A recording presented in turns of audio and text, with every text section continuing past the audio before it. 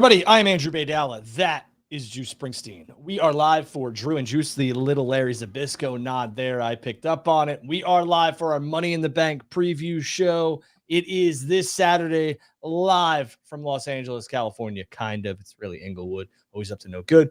But we have our Money in the Bank preview. We will talk about AEW. We'll talk about Mariah May. We'll talk about Dynamite, the 4-hour Dynamite. And we'll talk about everything that is and was in professional wrestling and sports entertainment. But before that, Juice, how are you?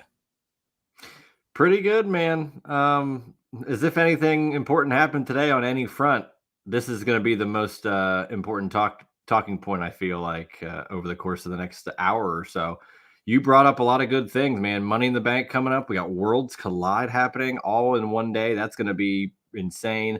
Mariah may have caused a stir or two, and I'm looking forward to seeing what her name is going to be. We got StarCast announcements. We got 3 matches for All In, 4 hours. So nice. They're going to do it twice. So much on the docket. So little time.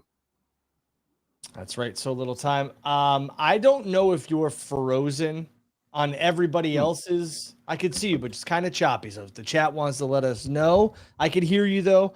Other than that, okay. Juice is right. They're doing it again. Next week, AEW Dynamite will have I believe it's Blockbuster, they're calling it. And they have Summer Blockbuster. Yeah, yes. and they have a hell of a main event lined up with Mr. Will Ospreay and Mr. Swerve Strickland. We'll see where that one goes. And listen, last night's AEW Dynamite, although 4 hours, I thought was entertaining for the most part. I do believe that there was, yes, Juice is very choppy. Okay, got it. Thank you, Catherine. I will say that I don't mind the 4-hour shows, but I would suggest maybe we don't need to open and close at Dynamite and then open with Collision. I understand why they did it, but I don't think we need to change announce teams and all this other stuff. Now, I know the people on the announce team might be like, easy for you to say, but I got to work 4 hours then straight, which again, I fully understand. But if we're going to label it a mega show, make it a mega show. And realistically, to me, what this signals is AEW wants off of Saturdays, and they're probably trying to sell it to the network because the network's going to do whatever the network wants to do, and AEW is going to do whatever they are paid to do. So that's my thought on that. We'll have to wait and see what happens. Juice, you're still very choppy. Maybe leave and come back in. Maybe don't. Okay. Well, what do you want me to do? You want me to head out and come back in, or? I don't want to, disrupt any part of the show. I checked it out on YouTube, and I do look a little laggy. Yeah. I don't know what that's about. There are storms in the area, so I can't necessarily blame anybody but Mother Nature herself. Right. Well, you know what? You look good. You sound good. Just a little chopperific, but we'll work through it because we're professionals. But again, a lot of people are sitting back being like, oh, I think this is AEW wanted to get off of Saturday nights. And it's like, yeah, I think AEW's wanted to get off of Saturday nights for a while, but the network is very happy with what they do on Saturday nights in terms of viewership and the content that they have, because realistically, there's not much else going on Saturday nights besides college football during football season. So I have a funny feeling AEW is going to be on Saturday nights for a little bit. Could this mean that they're headed to Thursdays or a different night? Sure. But that's going to be determined by the people who are signing the checks for the media rights and the network. That would be. Is Thursday where you would prefer it? Yeah, I would, for me, I don't know. I would put it on Thursdays. I don't think you want to compete with WWE on Fridays, truthfully. I just think you're kind of cannibalizing the market, and I just wouldn't do that. When WCW and WWF went head to head back in the day, wrestling was at its most ever peak in terms of popularity. So different times. And Ted Turner wanted to go to war. I'm sure Tony would love to go to war, but I just don't know if we're there yet. And I just don't think. Do you think they'll ever get there?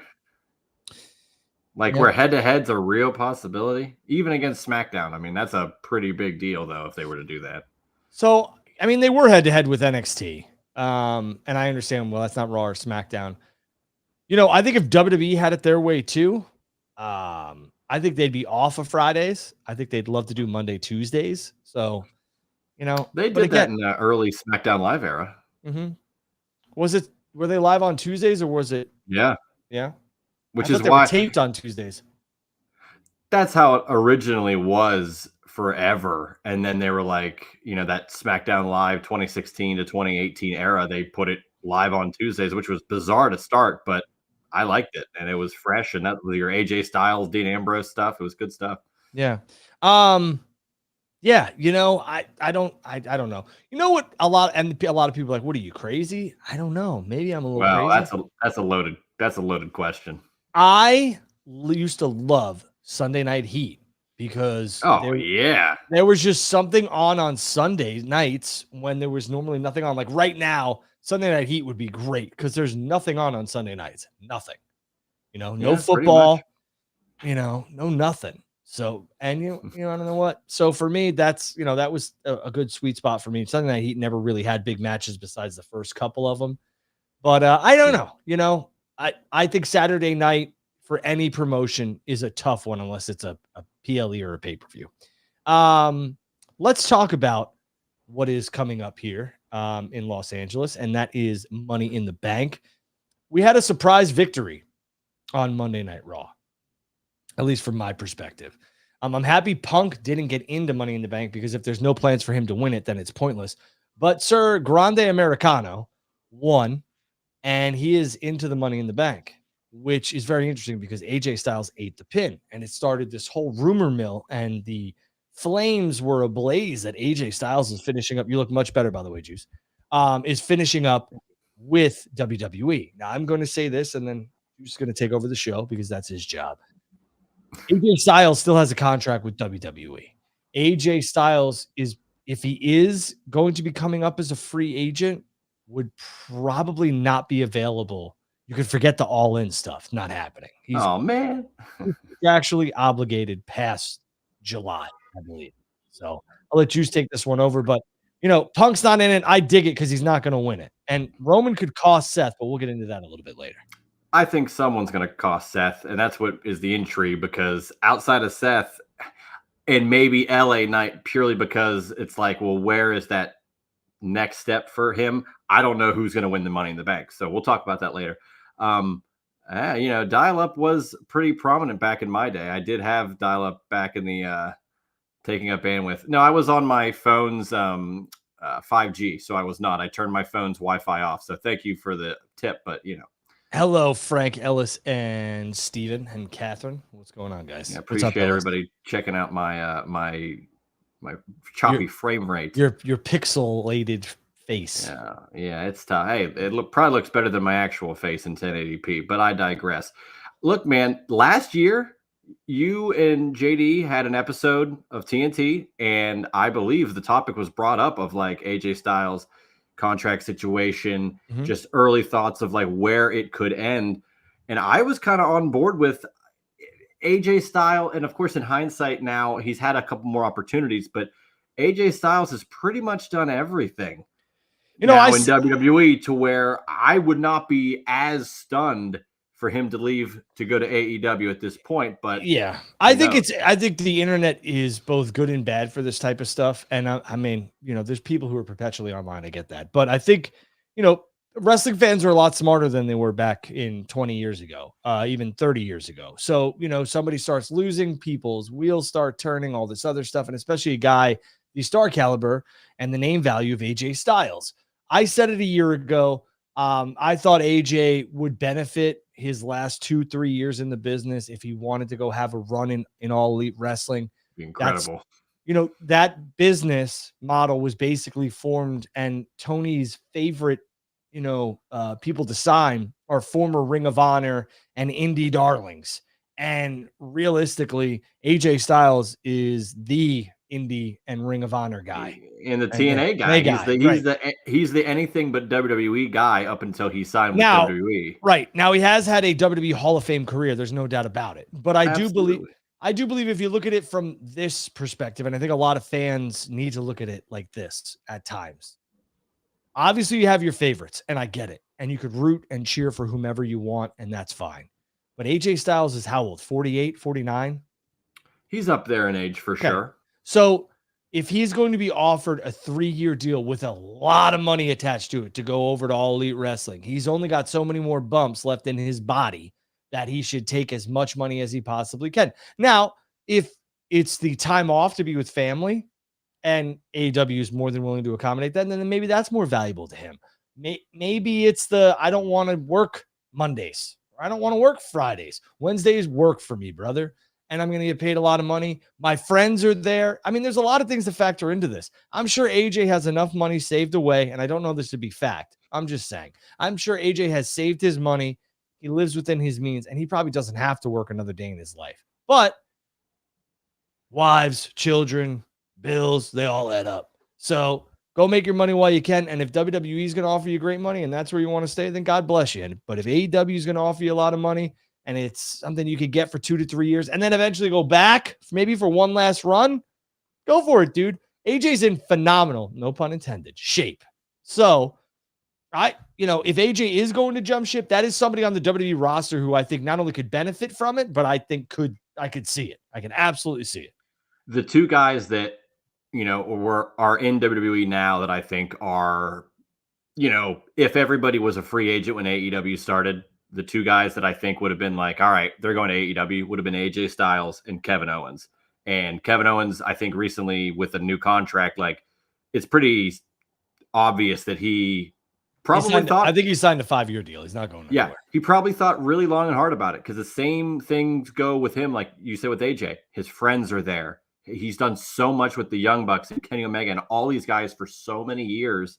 And now he's in a prominent spot having how many WrestleMania moments. But the game has changed, Juice. That's the other thing that a lot of people are not looking at. And that's what I mean, the money stuff and everything else like that and the job security. The game has now changed with TKO. TKO is going to offer you a lot of money if you're a primetime player, and they can make money off of you. These millions of dollars. Right, millions of dollars. These spots that, some people had that were regulated to like the funny haha stuff, or they were there for the house shows because some talents didn't want to work them. They had a higher downside guarantee. Or they were coming in to help elevate another talent. That's really TKO is not looking at that anymore. They're not. They're looking at bringing in fresh faces from the competition. They're looking at people who turn profits for them, and they're going to keep them and pay them. And guys like, unfortunately, Ron Killings, who had a hell of a run in WWE, at the end of the day, making the money he was rumoredly making. Don't know it to be true. Can't confirm or deny. But TKO is going to look at that, and they're going to look at their balance books and their sheets, and they're going to say, all right, like, are we turning a profit off of this star? If we're not, maybe we need to think about, moving on from them. And it's a different time now in TKO. Your top stars are always going to be safe because they're your bread and butter. Cena, the Ortons, the Codys, even the Punks, Seth Rollins. TKO is going to offer them the sun and the moon and the stars. Gunther as well. But anybody in the bloodline. Right. But I mean, like, look at guys like Andrade. I love me some Andrade, but where the hell's he been? Guys like Austin Theory, that type of stuff. They have their young core, Breaker, all this other stuff that they're going to hold on to or try and hold on to. They're very good at developing talent at such a rate that, now they have Evolve, which is seemingly the actual developmental before you get to maybe the minor league system that is NXT to go to Raw and SmackDown, because we've said it how many times on this show, NXT is not developmental anymore. They're running big buildings and running, against AEW shows and like are really doing a lot. And, I don't know how developmental that can be. I'm sure people are still honing their craft there, but it's not like, they're learning how to do the WWE style necessarily to that degree. I think Evolve is now a prime place for that. So through that system, they can create their own stars at the same time. So of course they're gonna maybe Carlito is gonna go. Maybe R-Truth, it's time's up. Like it happens, man. And I, again, I think this is the opportunity that Tony needs to see with AEW, and he be selective. But at the end of the day, like, you could be the place that a lot of these guys and girls who TKO no longer sees money in, that you could kind of capitalize on. Like R-Truth, Ron Killings could show up in AEW and kind of pretend like, and I was having a conversation with a buddy of mine, and we both said the same thing. He can pretend like he's lost, and you don't think that's going to capture a lot of people's time and attention. Maybe Ron doesn't want to work. Maybe he just wants to sit back. Maybe he wants to go be a trainer at the PC. Maybe he's going to come back as an agent. Nobody knows. But at the end of the day, there'll always be a spot in the business for that type of worker and that type of performer. But, I don't like to play well, they should cut bait with this one and that one. But you know what? AEW should do the same thing too. Truthfully, there's a lot of people on that roster that aren't utilized. And if they don't want to be there, and I know people are going to be like, well, it'd be a mass exodus. So be it. WWE is not going to be able to sign everybody. And if they do, you know what happens then? You really want to play this the right way with rosters and contracts, because that's what I've dealt with my whole career. Flood the market. What is WWE going to do? They're going to sign everybody? Well, then the people that are on their roster right now will have to be cut out, because then there's not enough television time. There's not enough places alternatives. And there's not enough places and time for these men and women to go work. And then your biggest asset is being on television. The biggest asset a promoter or a company could give you is equity on their television program weekly. You start flooding the market, and these people don't want to be in AEW, and then all of a sudden they're getting signed to WWE. Whose time you cutting? Yeah, you make a lot of great points, Drew. And again, that's why we talk to you in regards to more than just ticketing. It's the business side, it's the contract, it's the finances, it's the inner workings of company centric stuff. And you made great points with that. Like, and I sidebar off that, like Ron Killings going to AEW and being like, Lashley, Benjamin, what are you guys doing here? Or like Dean to Moxley. It would like there's so much there that they could do. I'm not sure if they will. Like you said, he easily could just go right back to WWE as an agent or something. And I'm sure all the people that were freaking out because they paid so much money at these shows to see R-Truth, that we'll be happy now. It always pops me, the outrage. Like, it always makes me laugh, the outrage. And it's like, that's awesome that you guys support this person.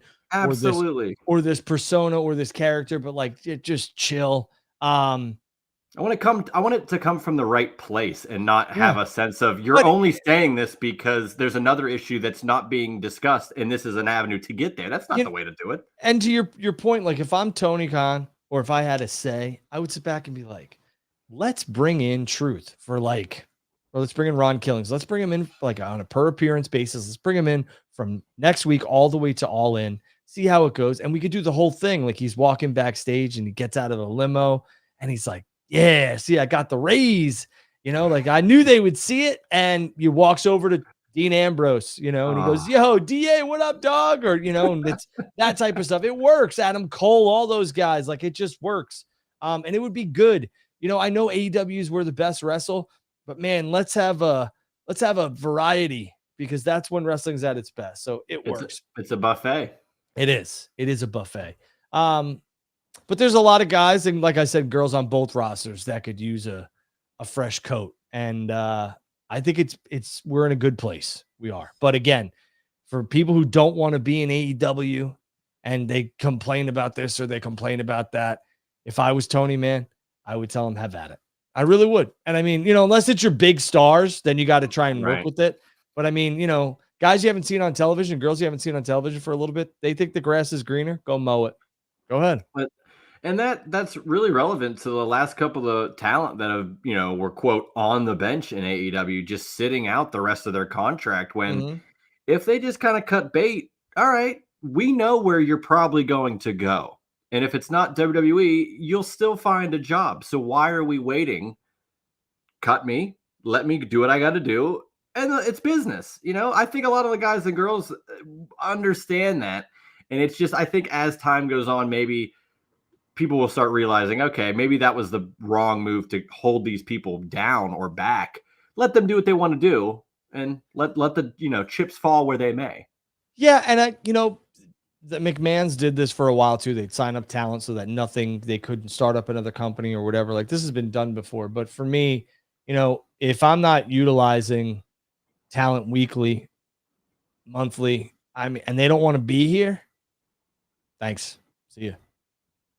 Like Mike Tomlin says, we want volunteers, not hostages. Exactly. Congratulations on Aaron Rodgers. I do want to just slip this in real quick. I know that a lot of people pretend like they know football, but I could tell you that Aaron Rodgers still has a lot of football left in him, and it's very funny to watch the Steeler fan base be like, don't want him, too old. I get it's a 1-year Band-Aid. I understand that. We get it. But it's a Hail Mary is what it is. But guess who's one of the best at throwing Hail Marys? Right. But Aaron Rodgers has a lot of football left in him, in my opinion. And the Achilles injury, he was never going to come back in weeks 1, 2, 3, and even 4 with the New York Jets or any team and be successful at what he was doing. And I think the Steelers are going to see, and the NFL is going to see, that Aaron Rodgers could still sling it. Is he a problem in the locker room? He could be. I don't know that because I'm not in the locker room listening to different things. But I will tell you that home opener with the Jets and Steelers just got very interesting. And I think that was the idea, even though they didn't know. But it's the Justin Fields revenge game too, because I like Fields, and I'm a Steeler fan, but I want Fields to do well. I thought that the Steelers should have tried. It was very minimal money that they could have done with him. But I think Fields is going to shock a lot of people because I think that Aaron Glenn and the offensive coordinator, athletic. Well, they're going to play to his strengths. They're not just going to go him out there and be like, go do it. But let's get to wrestling. Absolutely. What do you got on the docket? Let's talk. Let's just start with the longest episode of Dynamite, Collision, Fighter Fest, whatever you want to call it, that happened last night. And we're going to get the same thing next week.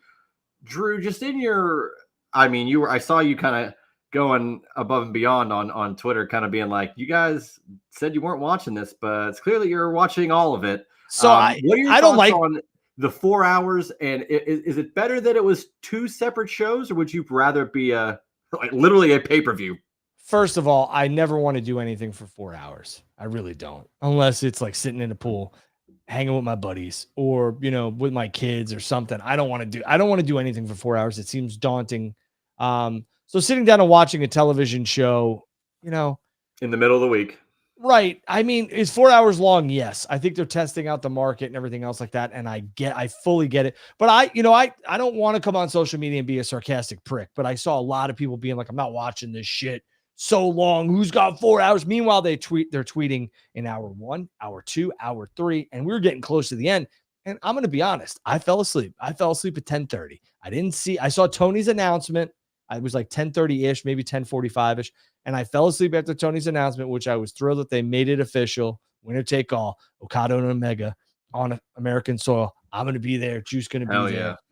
I'm here for that because I've never been able to see one of those matches in person, so I can cross it off my bucket list. And I thank AEW and Tony Khan for that, for making that match. It's like the only 7-star match. Like, people regard that match as like the greatest, and that was pre-AEW. So I think we get to run that back in AEW. I do think your tweet was a little much. I love you, but I think it was a little much. It's the greatest match. Going to be the greatest match of all time. Is that what I said? I don't know. Bring it up. Bring it up. I love that, because you said something very similar to what I said, and you're not acknowledging that. Which is always funny. I just did. And in quote, one of the biggest matches in the history of professional wrestling in the U.S. Yeah, and that's fair. And what did you say? We're great. It's going to be on American soil. What's the difference? Nothing. Well, I don't. First of all, you're entitled to your opinion. So I'm not going to sit here and tell you you're wrong. It's just this is one of the biggest matches that happened in the world, and now we get to see that very match on American soil. I talked to like 5 or 6 different people today, and they all said the same thing. I'm going to go to this show because I get to see, and this is the match I'm going to look forward to the most, which I was blown away by a little bit, because I was like, oh, what about Mox and this? And it won't even be the main event. That's this is going to be but people are here for it. So here we are, and I'm here for it, and I'm looking forward to it the most. I don't like the 4-hour format. I think 3 hours is, just kind of the sweet spot. It's almost too long. 2 hours is really that home run, in and out. 2 hours 15, 2 hours 25.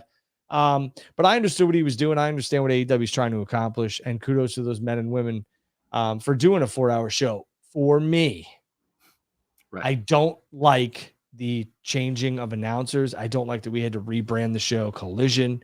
I get what they're trying to do, the max contracts, everything else like that. I get it, peoples. I get it. But for me, just should have left it as Fighter Fest. That's it. And should have kept the same announcers. And again, I said at the top of the hour, I know that's easy for me to say because I'm here, they're there. But it's just the optics of it just felt strange. And I'm thankful that Kenny's match didn't go off at 10:45. But that would have been my main event. Just me. And I understand, like, people make a lot to do about main events. But again, 4 hours is a lot. And if you're going to label this as a pay-per-view quality show, it better have pay-per-view quality matches and segments. And I thought there were some pay-per-view quality-esque matches on this, but there were some where I was like, what the f am I watching right now? So just me. Just your opinion. And again, they're running it back next week. Summer Blockbuster is what they're calling with a it. much more loaded card, in my opinion. So yeah, they get to maybe correct the mistake that they could have potentially made in at least the eyes of some fans. So yeah, I mean, 4 hours is a lot to ask of your fan base in the middle of the week, and now it's summer. I don't know. It is a lot, and I'm not sure if. I know we always talk that the ratings really don't matter as much as they used to, but I'm not wagering that you're going to see a consistent number throughout that. You're probably going to see people fall off like you did when you're falling asleep. Yeah, I wasn't trying to. I'm old. You're tired and old and tired. You're like Aaron Rodgers. Yeah, I'm old and tired. I got kids, so. But yeah, man. But yeah, you brought it up. Now we have 3 official matches set for All In. Okada Omega, winner take all, as we prophesized. Hopefully, this is the end of one of those titles. I'm sure they'll keep one of the title names. I would hope that they wouldn't just come up with a new name for the combined title. Could you imagine that? Yeah, but, just end it. Just end just end it. You get Tony Storm versus Mercedes. I want to sneak this in there. I think it's very Tony either listened to, I don't know if it was I said it, but maybe there's some other people or he just felt it. But the Continental Classic Championship is a ticking time bomb. It made no sense to hold it. Absolutely none. So I'm very thankful that they are. I hope they're getting rid of it because I really do like the International Championship and they could just keep it the international title. I know it's winner take all. I know that they're not. I don't think they're combining it, but I wish they would. What were you going to say? I think they'll end up combining it in some way, but I am not sure. Like they're going to probably keep the Continental Classic as which is fine as a tournament, and they should. The winner, the belt aspect, maybe we're onto something. The winner should get a championship opportunity of their choosing, in my opinion, almost like the Money in the Bank to a certain extent. If they want to do the winner gets a world title shot, fine. I don't care. But the Continental Classic Championship should almost be like the Owen, where you win it and you get an opportunity at a title. It's a ticking time bomb. I don't like it. There's too many championships. The International Championship is awesome. If you allow that title to be defended within many different promotions, something like that, that works, So I hope they combine them. Either way, I've always thought the Continental Classic is a fantastic idea, but the championship being defended regularly on different pay-per-views, the belt's a ticking time bomb. Championship's a time bomb. Makes no sense. Yeah, I mean, we're going to find out winner take all. Maybe they've got a new title belt that they'll unveil to combine them. Who knows? But it's less the Interclassic Championship. The Interclassic, or what is it? The International and Continental Classic. Continental. The Intercontinental. Oh, there it is. There it is. That would go over well. Yeah, I don't think so. But yeah, that match, Okada Omega, Monet versus Tony Storm, and of course, Hangman Page takes on Mox. So 3 massive, massive matches set for this card thus far. And I'm glad, look, I complained about, we only got 2 matches for Double or Nothing. We got a couple weeks left, and they're only the tournament finals, which are not storyline based. Now we got 3 huge matches set for their biggest show in the United States, 40 days out. I think they're on the right track, Drew. I really do. And I'm looking forward to seeing it all come to fruition. Yeah. Watch the venue configuration change, which I thought was smart. They're going to have a big stage and they're going to take up majority of the outfield from 133 to 128. If you're looking at a seating chart or the building, I think they're going to get to 25,000 easy. That'd be cool. Yeah. I think this is another big match. Is this going to sell 25,000 tickets on its own? Probably not, but there's 3 big matches on this card.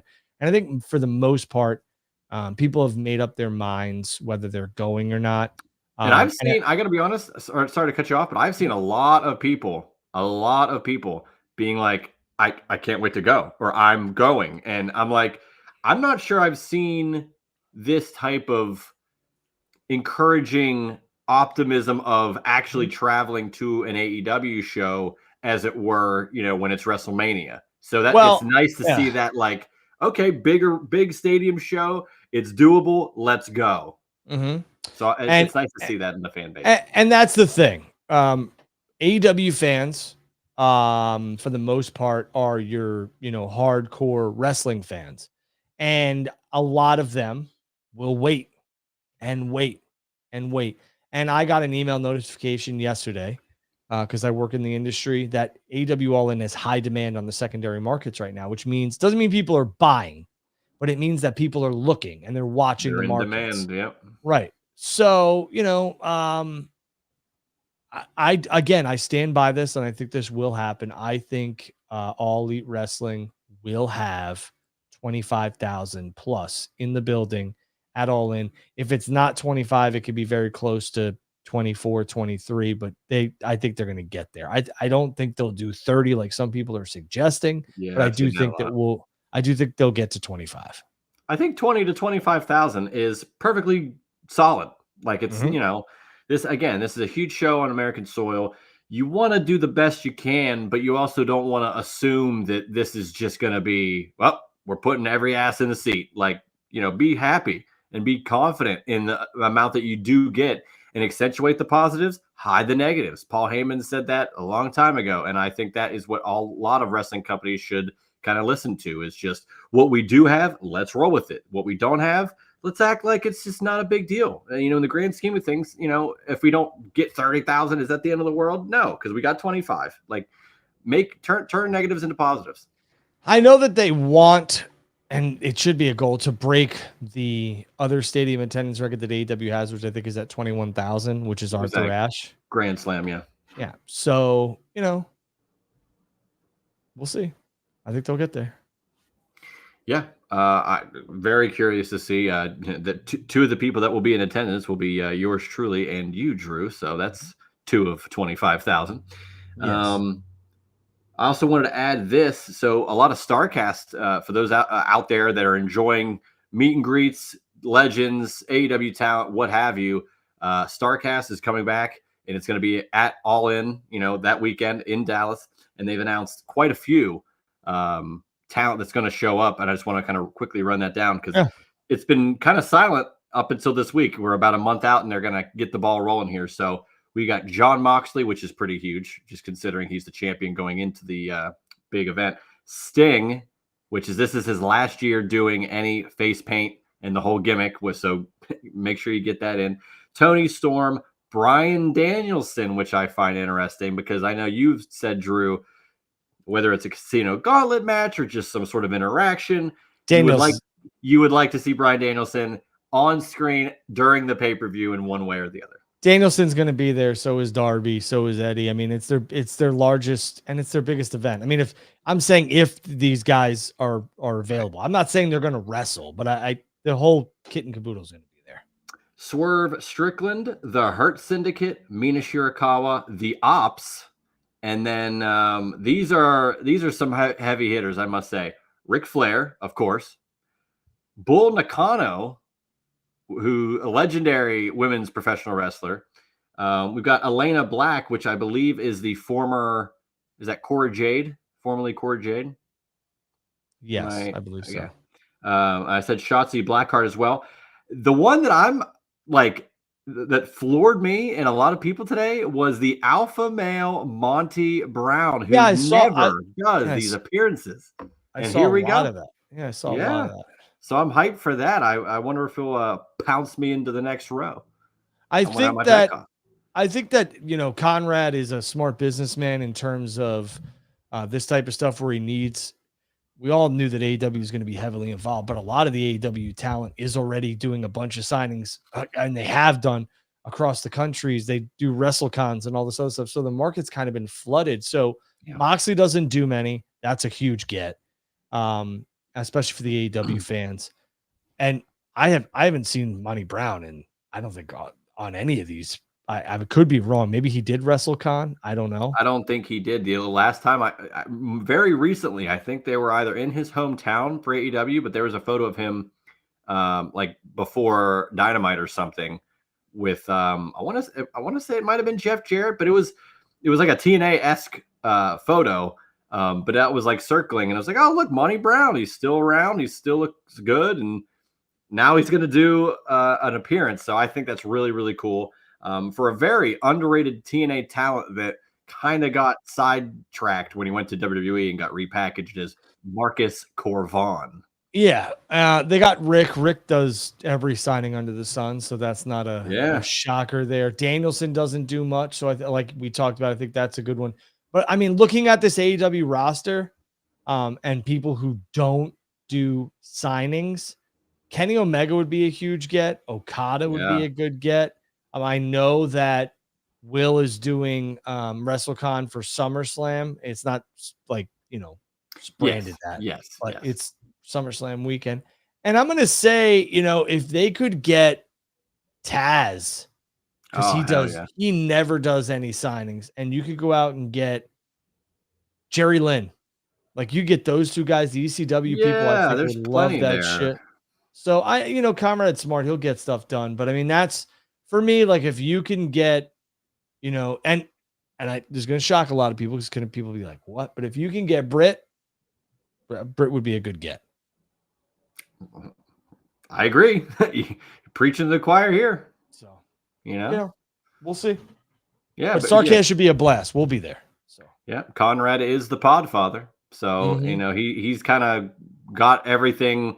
He got Tony Schiavone basically back into wrestling, which is wonderful considering, what he's doing now with AEW. So these StarCast events, at least up until this point, have been pretty successful, in my opinion. I still have not gotten to one, so it's going to be cool to actually experience it for the first time. And another thing that, in my opinion, like if they were like, well, what's something we should do, blah, blah, blah. Let's ask Andrew Baydala what he thinks. I speak to Conrad, but not on a daily and consistent basis. But I would get Darby, and I'd get the Bucks, and I would have Sting, Darby, and the Bucks have a panel where they talk about Sting's last match and they sign autographs, because this almost seems like a spoiler. That's like too good of an idea that it literally, I would not be shocked in a week that they go, you know what we're going to do. The Bucks and Darby and Sting had, that retirement was so well done. Perfect. That if wrestling collectors would go nuts to get all four guys to sign whatever it is that they have with the Revolution stuff, it would sell out immediately. Yeah. And if you could get a panel where somebody who's bald wants to host it, or somebody else wants to host it, maybe Tony Schiavone, I think it would be really. No, I was throwing myself in that ring. I think it would sell. I think that experience would sell very, very well. And you're not going to be able to offer a ton in terms of, like, I don't think they're going to want to go get some contract. I don't even think they'd be able to, but WWE guys, I just don't think it's going to happen. So, yeah, I mean, the only thing you could get close to that is like the fringe guys that are legends that, that walk between two worlds, like your Jake Roberts, some of the guys that have done both and seemingly never get in trouble. I don't know how the hell any of these guys are doing that. They're getting action figures from both companies or signing with everybody, and no one cares. They're cleaning up. You could go get like Bret Hart and Kevin Nash, but I don't know if Nash would even do it, because Nash, like, he's basically called Tony Khan like everything under the sun. But you could get Bret. You could probably get Kurt Angle. Kurt Angle would be pretty big. And you could probably get DDP and Eric Bischoff. I don't know if Bischoff's going to go, but I'm just saying. Even if Bischoff doesn't go, he is coming to Steel City Con in August, so I absolutely plan on seeing him there. Yeah, there you go. So. And see, there you go. Corey likes my idea. That match was insane. I would definitely go to get my Revolution event. That would be my biggest draw. Is Sting, because this is, you could take the photo ops with all four dudes, right? And they can be like the photo op could be, them against each other 2-on-2, and you could be in the middle of that. How cool would that be? Yeah, I think that's just something that they should definitely run with, because I think that's going to be their big selling point, because it's the diehards are already going to be there, and that is a lot of people's favorite match, and it's a good nod for Sting. So that's what I would do. It is a good, Sting is, I could say this every week. He's one of the best of all time, greatest of all time.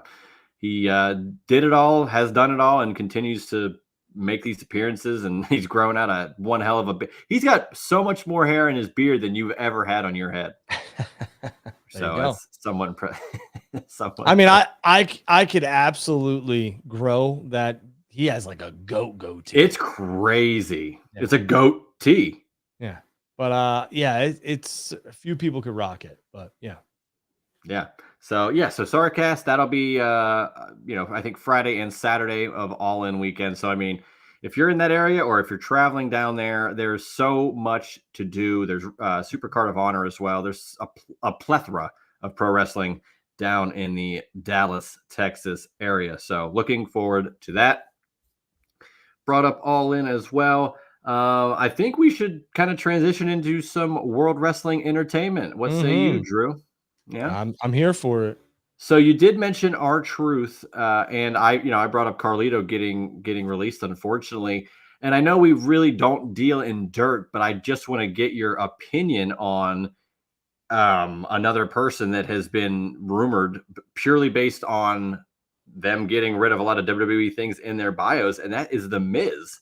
And to me, that is someone that I would have always said is a lifer, and he very well could be. And we even said R-Truth could come back, but it just kind of shocked me to see like something like that happen because he's the ultimate company guy.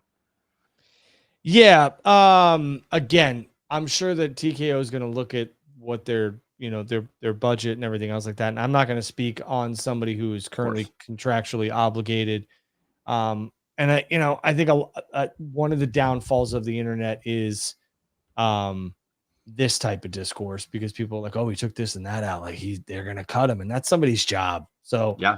I will transition this. I wish Miz the best with WWE or whatever he decides to do. If they do decide to let Mike go, I don't see that being the case right now, but everything could change. Everything could change. I do want to talk about two things inside WWE that I think is going to happen. People who are not under contract elsewhere. I think Saraya Page is headed back to WWE. I think especially with the announcement of Evolution 2, I think she is going to be fast-tracked back to WWE. We saw Mariah May debut, which we'll get to later on in the show. But I know you guys and girls like to come here and kind of get a little bit of like some, I guess, if you want to call it inside, it's really not. It's just me, listening to people speak and putting two and two together. I think Saraya is 100% headed back to WWE, and I think it's coming sooner rather than later. I also want to talk about Goldberg. I think Goldberg is somebody you guys and girls need to pay attention to, especially the fact that Gunther's getting a world championship opportunity 2 days after Money in the Bank against Jey Uso. Jay's not dropping that championship until we get to SummerSlam. So Gunther getting screwed by Goldberg works, and it could set up their match for Night of Champions in Saudi. And also, I believe that Gunther will not be Goldberg's last opponent. I believe that Goldberg will not only work Night of Champions, I believe he's going to work that July 12th Saturday night's main event, where his final match will take place. And I believe that could be against Braun Breaker or somebody else. But I do know that Goldberg is probably going to wrestle more than one match. If the order's flipped, then it's flipped. But I do believe that Goldberg is headed back to WWE Monday the latest. I would be stunned if Goldberg worked Night of Champions and Saturday night's main event purely based on it being like 20 days apart. Like that.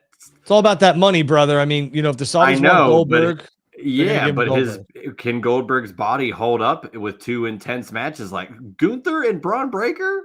Current guys don't want to face Gunther and Braun Breaker within 21 days. And it could be flipped. It could be flipped, or it could be Saturday night's main event, and then he's going to work SummerSlam. But I'm going to tell you, the Saudi payday for Bill and all these other guys and girls is something I think Bill Goldberg and the other guys and girls probably want. And it's a nice payday. It is a hefty bonus for these guys and girls, and they deserve it. And again, go ahead. Go ahead. I just like the Braun Breaker potential with Goldberg because Goldberg had some matches with Rick Steiner. He had an incredible match, if not a few, with Scott Steiner. So the history's there as well. And to see him still wrestling, and it's Rick Steiner's kid, it's Yeah. unbelievable. And, Bill has spoken very highly of the Steiners. And Bill is I've said this a million times about Bill. Bill Goldberg is a very misunderstood human being, in my opinion. Bill loves his family. He loves his kids. And he is a very down to earth. He is closed off if he doesn't want it, if he doesn't know you or anything else like that. But Bill has always been a gentleman and a good dude to me. He was great to my son. And my son was super little at the time. I think he was like 2. But I think the Steiner, influence there. I think Bill Goldberg would love to put over a Braun Breaker on his way out. And Bill's old school. I don't know if he's going to win his retirement match. True. I mean, there's no need, necessarily for Goldberg to get a win in his last match, especially. It is a perfect scenario. Goldberg respects the business. He kind of, for lack of a better term, lucked into how all of it kind of transpired, where he gets this shot in WCW. He's an unknown, but then all of a sudden things start clicking, and it was one of the biggest rises in WCW history from an organically grown talent. And I think he knows that the business thrives on the next guy up, and especially with that tie-in with the Steiners that you said he respects, which I agree with. I don't see why he wouldn't. Goldberg putting over Braun Breaker in his final match would be pretty poetic for a match between a Steiner and Goldberg. And you know what? If Goldberg's son ever decides to get into the business, yes. What I'm saying here is that, Bill did right by the business. Bill did right by an up and coming star in Braun Breaker. Bill did right by his buddies, and he hopes that the company sees that. And if his son ever, tries to get into the wrestling business, that Gage would have the same respect and opportunities that he was bestowed. So Bill's a smart man. He really is. He's very smart business wise. So yeah, huge Goldberg fan growing up, of course, and I would love to see that last any shred of the end of WCW. We had Sting's retirement match, so that's all done. Goldberg's gonna be out the door. There's like Dustin Rhodes, is that it? There's only so many guys left that ever worked there that are still actively wrestling. Even Jeff Jarrett. I love Dustin. Dustin's a good dude. But I will say that I thought it would have been very poetic for Dustin to go out in Texas at All In. Doesn't seem like that's going to happen. And who am I to tell or suggest that anybody should hang him up? And I'm not. Dustin doesn't need to hang him up. But as long as he has a good match in Texas, I think it'll be good. Yeah, I thought it would have been really poetic if Dustin called it a career at Globe Life Stadium, Globe Life Field. Would have been really cool. Yeah, but I think he's got a lot left in the tank, and I think that him at least just probably. Well, I know that they'll probably do a tag title match with him and Sammy at Supercard of Honor. You would wager, but I wouldn't. Hey, they do that Casino Gauntlet thing or some sort of multi-person match where you have who knows how many entrants. Dustin Rhodes is the perfect guy for that particular spot on the card, because I think. Again, him being a Supercard of Honor would be nice, but I think you're kind of wasting an opportunity to get the natural Dustin Rhodes on a main U.S. pay-per-view in Texas, where this show is founded on guys like Dustin and Dusty. These shows don't happen, companies don't pop up, and all this traces back to the 70s and 80s of these guys that cultivated pro wrestling to where it is today. Right, and you get people being like. They think of Texas and they think of the Von Erichs. They think of the Rhodes. Yeah. They think of Steve Austin. They think of Taker. And for me, 2 out of those 4 are definitely not going to be there. So the Rhodes. Can't wait to see Austin and Taker. Yeah, right. I made a bold prediction over a year ago. I thought the Von Erichs would win the AEW Tag Team Championships at All In Texas, but injuries have unfortunately derailed that. But I really do. I would like to see the Von Erichs and Dustin get a moment at Globe Life. field. In some way. Yeah. I think there's, look, you could even do a trios match or, you know, a 4-on-4. You could really conjure up that great moment in a match. And I don't think it's a bad thing to set a match up purely for that reason. Because it's going to be a huge show and your main matches are going to deliver. And I think you have plenty of room, plenty of time, plenty of roster space to make a match like that happen. There you go. Know, send the fans home happy earlier on in the night. You know, make sure that they get that fix of Texas wrestling. So, speaking of wrestling, though, Drew, and before we get into Money in the Bank, I would be remiss if I didn't say, did you happen to catch NXT on Tuesday? Because the lights went out, and you all know something has to happen when the lights go out. I don't know if it's Mariah June or April May, but we're going to find out what her name is. But Drew, Mariah May, unknown what her new name will be, is in NXT. This was immediate, Drew. Yeah, you know, Fightful and Sean Ross Sapp, they do very good reporting. But I had, you know, told Sean and I had speculated that Mariah would probably end up in WWE. And I also said that I believe her contract was up 6-1. And I think on 5/31, you know, and maybe it was a day or maybe it was 5/30. It was around that time, yeah. That she informed AEW finally that I'm not coming back. I'm going to sign with WWE. And that's when she was removed, or maybe it was the day before that or whatever. And that's when all the news started to hit, blah, blah, blah. And I believe her contract ended, you know, 5/31 at 11:59. So midnight, you know, 6-1.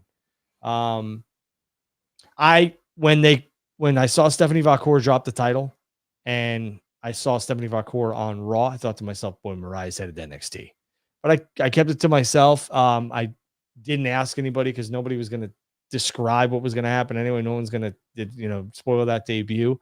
And you just look like a fucking goof when you're like, hey, you know, is Mariah showing up? So you get cut out of the loop pretty damn quick. You start talking like that. Right. So tell me what's going to happen with Mariah on NXT. Right. Out this week or what? So I just was just like, okay, like, and you could just, you know, if it stinks, it stinks. And I thought there, you know, it smelled. And I thought to myself, here we go, you know, and I thought it was a great way to debut Mariah. I think Mariah is going to win the NXT Women's Championship. I think Mariah is going to take the Vacour and Jordan Grace path where she's there for, you know, 5, 6, 7, 8 months. And then on the main roster, there was some ridiculous reporting that Mariah was offered $1 million to stay in AEW. She was not. I don't know what WWE offered her, and that's none of my business. But her dream has always been WWE, so good for her. Support the talent. She should be very thankful to AEW and Tony Khan for giving her a canvas to paint on and really get her name value and build her stock. And I think she is. And I do believe Mariah will shine in WWE. There's a lot. That is a big pond she just jumped into. So I wish her the best. She absolutely, I think, is going to thrive in NXT and then later down the road for Raw or SmackDown. Mm-hmm. And I mean, we talk about this every week, Drew, but I am so sick of people. Like she debuted, it was like 5 seconds after she debuted. And there's so many damn people that are like, wow, what a waste. It's developmental. Imagine being in the main event with Toni Storm and going to NXT in 3 weeks. What do you want her to do? Do you want her to achieve her dream, or do you want her to have a bloated roster for a company? Like, people go to other companies. And the funny thing is with that, Juice, is NXT is not, I've been saying this forever, it's not developmental anymore. First of all, their ratings, television-wise, are for the most part, higher than AEW Dynamite. I mean, there might be some weeks where it isn't. But it's pretty close. It's that 600, 700,000 every single week. It's a dedicated audience. And NXT is not a step down. NXT is, you know, somewhere where we see a lot of talent come and go, and then they kind of just shine up that diamond and then head them to the main roster. You know, and then people will ask, well, how come Penta and Ray Phoenix? Let me ask you something. What would Penta and Ray Phoenix do in NXT? What did they need? And you have to look at the landscape of things. They are very attractive into the lucha culture. They are very attractive into what WWE is trying to do and hit a certain demographic. Especially right now. Right. Not to mention, I believe it was somebody else. Oh, Jade. Why did Jade go to the main roster? Jade she like trained for over, I think, 6 months at the Performance Center, and she didn't have to have a match on NXT because they debuted her the right way in the Rumble. Mariah May had a lot of buzz. It was very smart. They called up 2 very talented women to the main roster, and now they just again added another talent. So that's the smart way to do business. Mariah May shows up in WWE right now. What are you doing with her? There's What is she doing? it's so top heavy in the women's division, Drew. She's going to be on the Evolution card anyway. I mean, she's going to be on there. So I mean, and there's people saying, "Oh, I can't wait for that 5-match Evolution card." This is not a traditional PLE for WWE. They're going to run at least 6, maybe 7 or 8 matches, and it's going to be loaded with the top, women on the rosters. And I always see this comparison of like, and I think Jimmy Corderas actually shot back, which I was like, okay, good. Like finally someone is standing up for this, where it was like, would Chris Jericho have ever debuted on Heat or something? And it was just like, no, but this is not the same. This is such a different scenario when Chris Jericho debuted in 1999 and how the landscape of pro wrestling was compared to 2025, where there's so much damn programming. And like I said before, it's less developmental and more of a feeder major league like baseball system where you got your Evolve, then NXT, then Raw and SmackDown. And now you see, to your point, if she showed up on Evolve, I'd be like, whoa. Different. Yeah. I think what people do, which is, in my opinion, wrong, is they take some of the roster that's in NXT that is so obviously and clearly to everybody not honed yet, not polished yet, and they go, well, that's really NXT. Instead, when they should look at the roster and go, oh my God, and up to a couple weeks ago, Julia, Stephanie Vaquer, Jordan Grace, just because they're on that roster doesn't mean that the whole brand is less than. Like, it doesn't work like that. The roster is the roster. If Julia is a high powered talent, she's a great talent, and she will go to Raw and SmackDown eventually. NXT is just the launch pad. Like, people will find any reason to complain about this stuff, and I don't see that ending anytime soon. Right, and that's the thing. NXT is not developmental. NXT is not a step down. A lot of people are like, oh, they're in a warehouse. Okay, I mean, they also are going to be in stadiums, and well, not stadiums, I'm sorry, they're going to be in arenas, and those talents eventually get to stadiums. So just relax. Okay, support the talent, support what their goals and aspirations are, because I can say this, I think Mariah was probably offered a lot more money to go to AEW or stay in AEW than she was to go to WWE, but her dream and her goal and her aspirations were to go to WWE. So let her go to WWE. Okay, let her go to WWE. And the other part of that, Drew, is the same people will say, oh, well, I support Mariah May. Like, of course, her dream was to go to WWE. This isn't WWE. And I'm like, you don't think Mariah May is smart enough to realize, if I have to go to NXT and wait a little bit and get called up, for lack of a better term, so be it. I'm in WWE. Like, it's insane how narrow some of these people in the IWC are, and it drives me insane. Maybe, majority of the talent on today's pro wrestling sports entertainment rosters want to dance at WrestleMania. They want to be a part of WWE. So go be a part of WWE. And if you're a part of Stand and Deliver on WrestleMania weekend, that's pretty damn close to WrestleMania. Yeah. Like, there's so much talent. There's 2 nights of WrestleMania now. These people don't get as lost in the shuffle as they maybe used to be. And you're going to get an all-women's show in a month. So if Mariah May is not on Raw and SmackDown by the end of the year, I would be shocked, because they fast-tracked other people. She's already really high up. She'll have a little run. I'm sure she'll win the NXT title. But, if she comes in, and I don't know about the Rumble yet, but I can see her in the Rumble. We'll see where things pan out. So I'm looking forward to seeing Mariah May there. And look, she went out pretty much on top. Yeah, she lost the Hollywood ending, but that's arguably one of the best stories AEW has ever told. So just because she didn't go to main roster WWE does not make it less than. Yeah, and for me, I would say... She got signed because she's good. She got signed because she got the exposure from Tony Khan and AEW and put her on the map. But her talent's there. It's not like it's just the name value. She's really good. I believe Mariah, is going to be fine, and I wish her the best.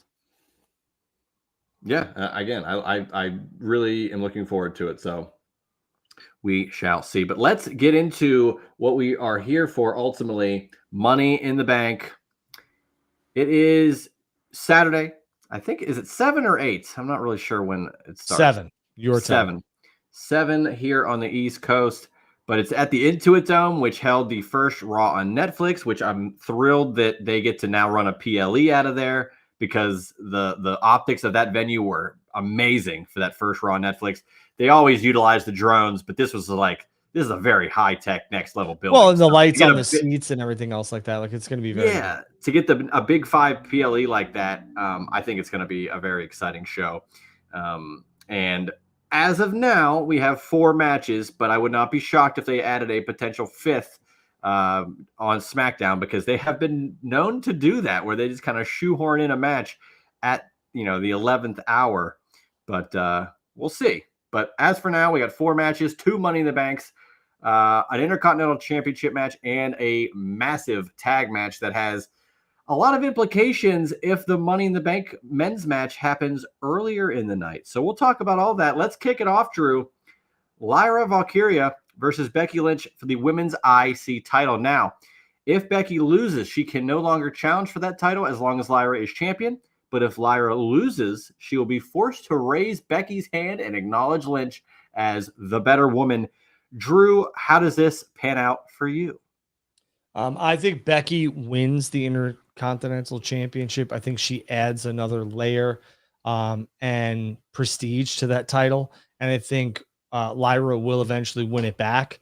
Maybe SummerSlam, maybe another PLE. But I think Becky's going to take this one. And I do believe that Becky ends up holding on to the championship, kind of putting it at a different level, echelon, for other women who will win the championship down the road. But I think Becky really puts this championship on the map, and I think she takes it. And I think her being a part of this feud in general is helping put the title on the map. And sure. with this specific stipulation, which I'm kind of all over with, because whenever it's, oh, well, if this champion's still champion, you can't fight them. Okay, well, as soon as they lose it, I can challenge again. So that I'm kind of over that. But me too. I also don't like like Cody not being able to challenge for the AEW title if he doesn't win ever. That's too far. So there's got to be a middle ground there. These last chance matches. I thought the Cody thing was smart, because Cody came in and I understood it. But then after a while, I was like, all right. But I think it was twofold looking back at it real quick. I think Cody didn't want people to think that he was going to book himself into the world championship because he was a EVP. The other thing was, I think Cody was smart enough to know that it wouldn't mean as much as if he were to leave and then try and play this whole thing about winning the first world championship and being emotional and this other stuff. I think Cody was playing chess, not checkers. That's just me. That's 4D chess, to be like, not only am I going to book myself to not win a world championship, but if some point down the line I go to WWE, I might be able to win that world championship. And it is the more important championship, because the lineage of AEWs is only 6 years old. That's no fault of them, but it is what it is. And he wants to win the WWE championship, and he did. So. You've been watching Vladimir Kozlov matches, Drew? No. I don't remember where I saw it, but I just think it's hysterical. I totally forgot about that. I love WWE.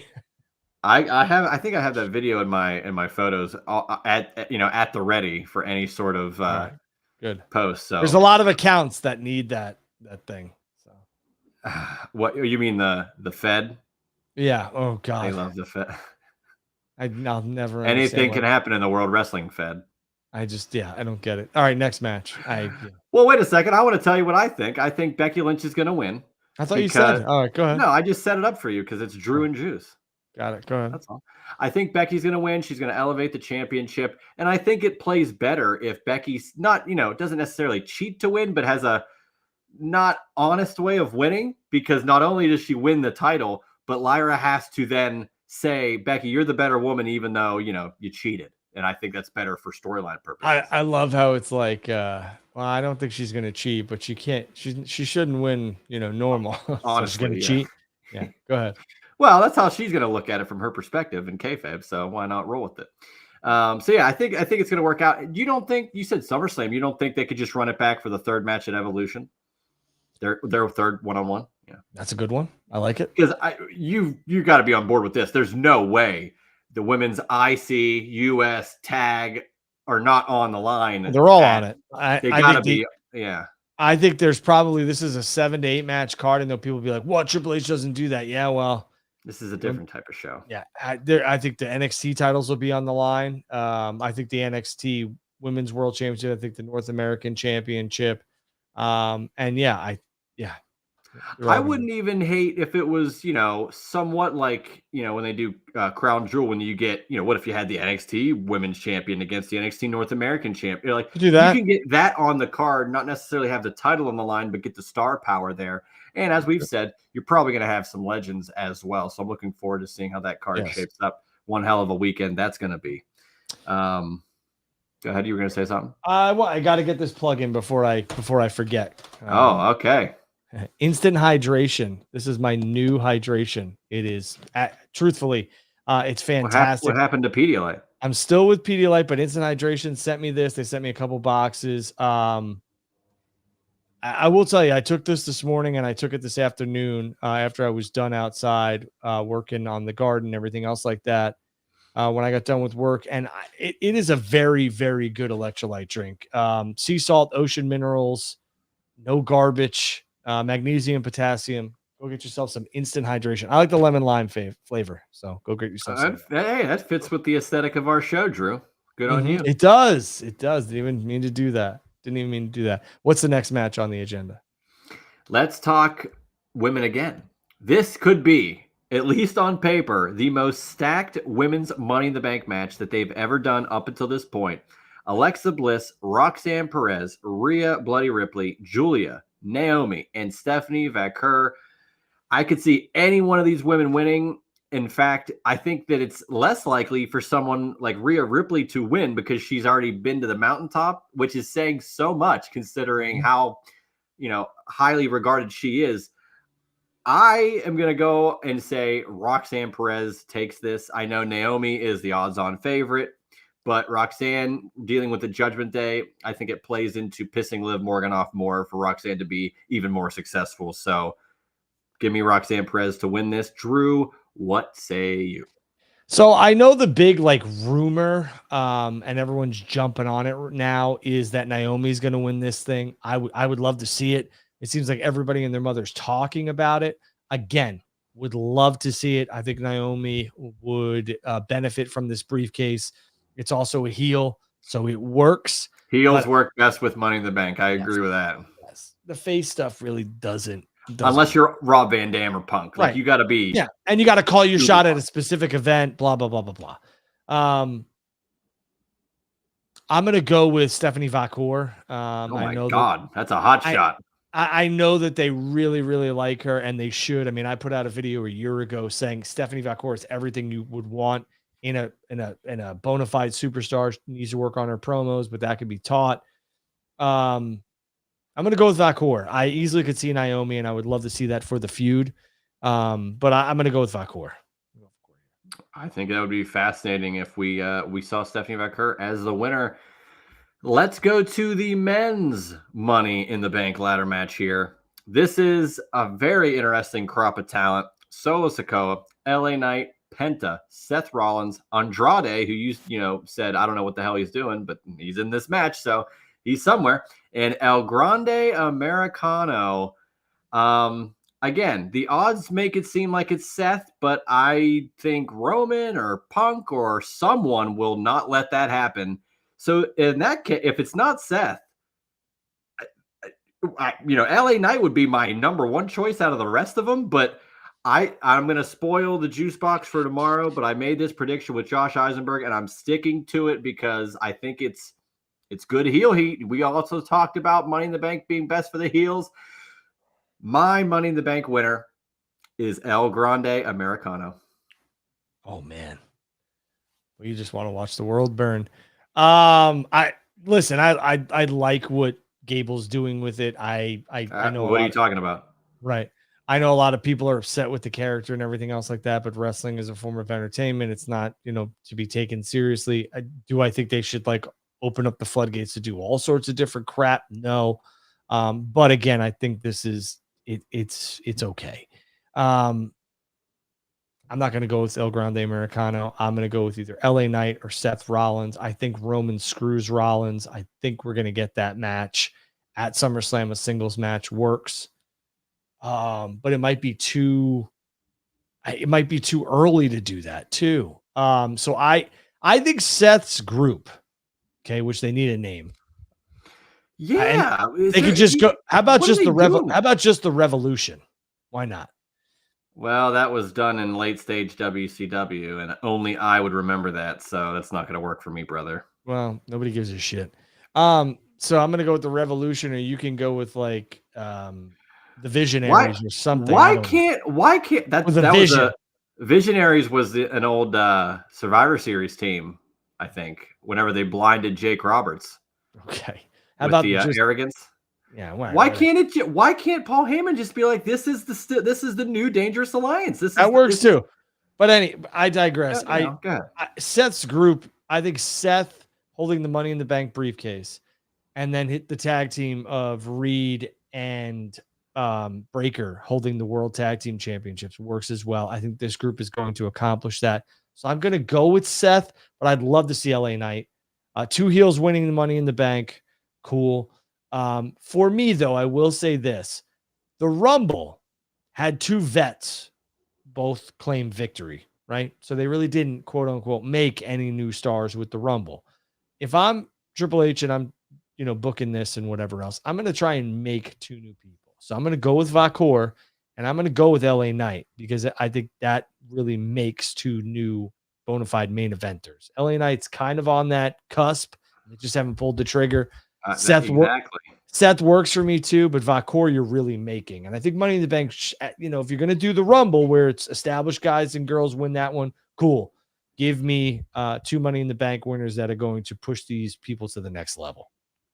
And they've kind of done that. Money in the Bank always seemed to be like, could be the next guy up, and I like when they run with that. Now, of course, they've had, Cena won it, Lesnar won it, other people have won Money in the Bank, but I think it's, you do what is not the opposite, but you had the veterans win the Rumble. So let the new guys get, the Money in the Bank. Or if you get a veteran win the Money in the Bank, maybe you get someone new win the Rumble. So, I think it's very interesting how they play off that dynamic.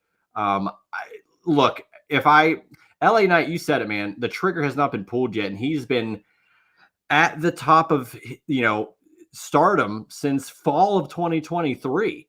He's really not fallen off. He's always still getting that pop. He's still getting the reactions. He's still over. He's in these the Slim Jim commercials.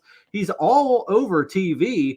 Yeah. This is the vehicle to organically get him to that next level. And you don't think if LA Knight is Mr. Money in the Bank, his music hits on a cash-in somewhere? Whoo!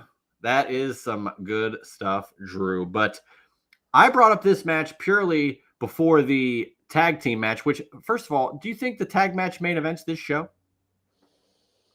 Yes. Because the last 2 Money in the Banks were bloodline related 6-man or tag matches. So it's not, it wouldn't be the first time that an actual ladder match did not close. So I think it will close. Yes. I think the tag match will close. What do you think opens the show? Women's Money in the Bank. I think it's a good call too. But to get to this main event where both world champions are in it, and I'll say it, Cody Rhodes and Jey Uso go against John Cena and Logan Paul.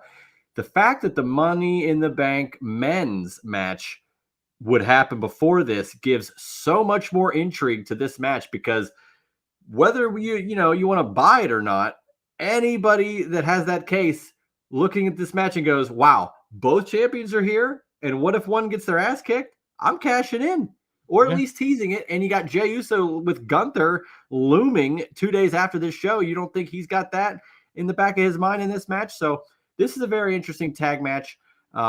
It's a lot of star power here. The Cody Rhodes Jey Uso saga has been fun to watch since, again, fall 2023, where they were tag champs. But I'm going to pass it to you for your predictions first. So go ahead, Drew. I'm going to go with Cena and Logan. And I believe that we're setting up for Jay and John at Night of Champions. I think those two are gonna face each other, almost kind of like what they used to do at Survivor Series. I think Jay and John are gonna have a match at Night of Champions. Okay, well, they did that last year at Crown Jewel, and I think they're going to do it at Crown Jewel again in October. I think Crown Jewel is gonna be a little bit different this year. I think they'll crown a Crown Jewel champion, but I think it might be a little bit different. Okay, because my prediction is Cody Rhodes and Jey Uso winning. And due to that, in one way or the other, I think your Night of Champions match is John Cena versus Logan Paul. That could work too. I don't hate it. Because whether you're turning Logan face, listen to me. In Saudi Arabia, John Cena is going to be the face, whether he is, whether he wants to or not. I think it's very clear that it's not going to matter. And we all been kind of thinking, hold on, you can start turning the wheel for Cena to become face again. And Logan's, that stopgap. He's had world title matches in Saudi before. John has been cheered in every building he goes into. I mean, that's the truth. He just kind of does his thing where he just ignores it, which is what you should do as a heel. I don't hate the John Cena Logan Paul match. I think it works. But I will tell you, I think they're starting to play a dangerous game with John's opponents in terms of and his matches now during his final run, because John had a kind of a give me and a nod with Truth. It was a nice, send off. I think Ron knew that was probably it. And John did as well. And now you're having a tag match at Money in the Bank, which a lot of people are not too pleased with. This was rumored to be a 6-man with Travis Scott involved. It's not happening. But I think this is kind of it. You need to have a champion versus champion match. Works at Crown Jewel or Night of Champions. But John taking on Logan Paul, we all know Logan's not winning. So okay, we all knew R-Truth wasn't winning, but Logan Paul he was toe to toe with Roman Reigns in Saudi. Yeah, you're not. And Logan, the how you play that up is very simple, because they've already had a weird interaction the last time on SmackDown between those two guys, and Logan be like, "Look, I'm the future. Your ass is on your way out of here. So you cost us the match, whatever it may be." And, Cena says, "You know what, kid, let's do this." And I think you get one hell of a match. And I think could be a good match. I think Logan could get a really good match out of John Cena, even in this stage. So that's what I'm here for. All right. So I'm glad we disagree. That's why I gave it to you first, because there was no way you're picking what I picked. So, all right. Well, but overall, go ahead. We'll live to see what happens on Saturday. Oh, yeah. So overall, what are your thoughts on Money in the Bank? Do you think they had another match? Do you think this is good? I leave it. I love it. I love where we're at right now. Some sort of segment at all? Maybe. Okay. Yeah. But I mean, I'm looking forward to Money in the Bank. I'm looking forward to Worlds Collide, which is free on YouTube, by the way. I'll be on the plane. I don't think I'll be able to watch it. Oh. And you're not going to be here for Drew and Juice next week. I will not be, no. Well, I'm glad you made it this week. Yes. Me too. So, what is it? 14 days? So I guess we'll see you on June 19th. That's right. Which it'll be the next time. That is episode 20. And I have some big announcements for episode 20 regarding our SummerSlam tailgate. So make sure you guys and girls stay tuned. Drew's always dropping, insight here, and never tells me anything. I'm just kind of like, oh, that's interesting. Okay, just letting you know. I will announce both guests at our SummerSlam Tailgate Joe tailgate. One is a former WWE multi-time champion. Could be anybody. One is a former WWE superstar and former TNA champion. Could be a lot of people too. All right. Very intriguing. I'm sure the dirt sheets will be running wild with that information, Drew. I doubt it, but here we go. Let's do a rapid fire and then let's send this sucker on home. I honestly didn't have a rapid fire for this show. I thought we were going to close out with Money in the Bank, because we were pretty steady with the rest of our news, and I actually thought we got a lot of AEW in too, which is good. Yeah, well, that works for me. I'm trying to think of something I would want to talk about before. Go ahead. A lot of people had asked me about Drew McIntyre and what's going on. I don't think Drew's time off. Yeah, I don't think Drew's getting surgery or anything else like that. I think has some nagging injuries that he's going to take some time off and heal from. I think when Drew comes back, Drew's going to have a major push, probably the World Heavyweight Championship. So I do want to kind of quickly piggyback on 316 MMA is asking some questions about Liv here. Do you think Liv and Dom show up Saturday and answer the mixed tag team? Is there a unknown tag team match where it's like we don't know who the opponents are? I'd like to see Dom work that Worlds Collide because I mean that's I'm going to tell you this right now. I think Dom and Vikingo are going to have a little bit of a feud. I said that last week. I kind of teased it, but I do think that's going to happen. So, I mean, man, let's find out. Where's this Worlds Collide? Cool. Yeah, Worlds Collide is at the key. I don't see it. I don't see a mixed tag match.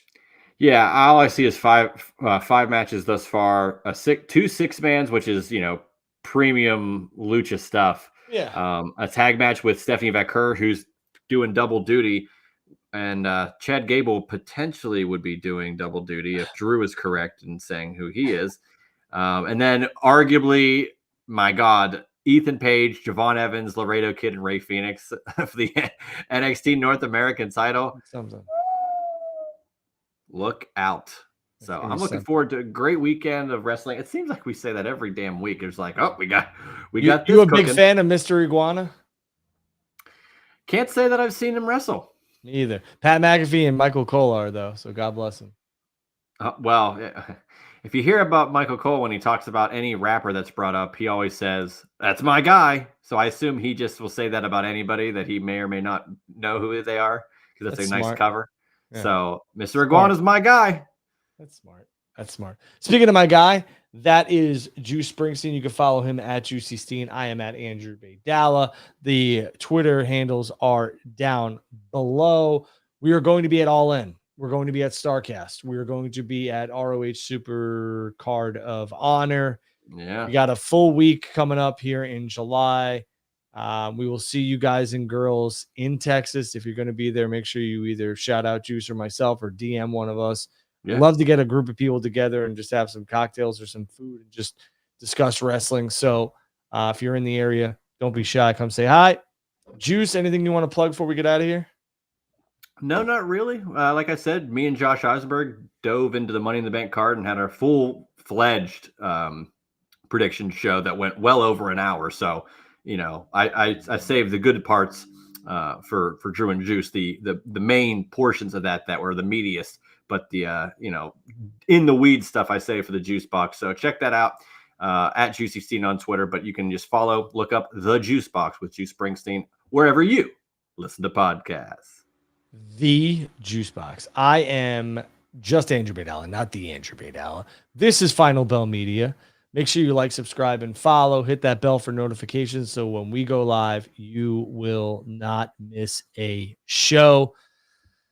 Enjoy your time with your friends and family. Enjoy the wrestling that will be this weekend. Love one another. And as always, don't take this whole stuff too seriously. It's for your entertainment. Catch you guys and girls next week.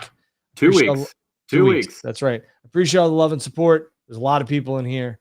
I'm trying to grab a quick number here. It looks like we had over 450 people watching. So I, again, always appreciate that. Thank you very much. We are the second highest viewed show on Twitter right now behind Rob Van Dam. So I'll take it. Hey, not bad company.